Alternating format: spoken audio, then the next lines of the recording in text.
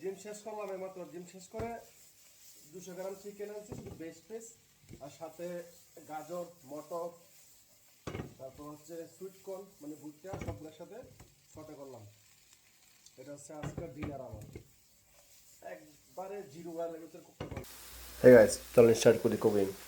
এখানে আমি 6 piece garlic ছোটো করে কেটে নিয়েছি, হালকা একটু জিরো অয়েলের ভিতরে চিকেনটাকে ছোটো করে ভেজিটেরিয়ানটা ঢেলে দিয়েছি আমি এখানে সুন্দরভাবে। 4 থেকে 5 মিনিট আমি এইভাবে কুক করবো এটাকে, যেহেতু আমার ফ্রোজেন ছিল সবজিটা।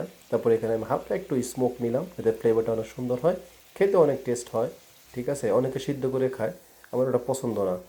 খানা যদি টেস্ট না হয় তাহলে কি খাওয়া যায়?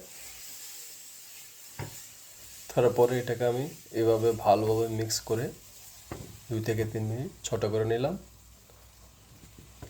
দেখেন কালারটা কত সুন্দর, ইয়ামি একটা কালার। ঠিক আছে, পারফেক্ট হয়ে গেছে অলমোস্ট। তারপরে এখানে হালকা একটু ব্ল্যাক পেপার টেস্টের জন্য আমি অ্যাড করলাম।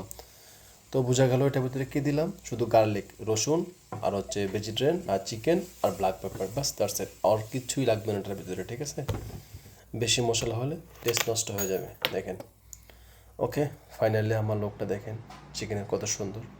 200 গ্রাম চিকেন ফাটাফাটি এনাফ।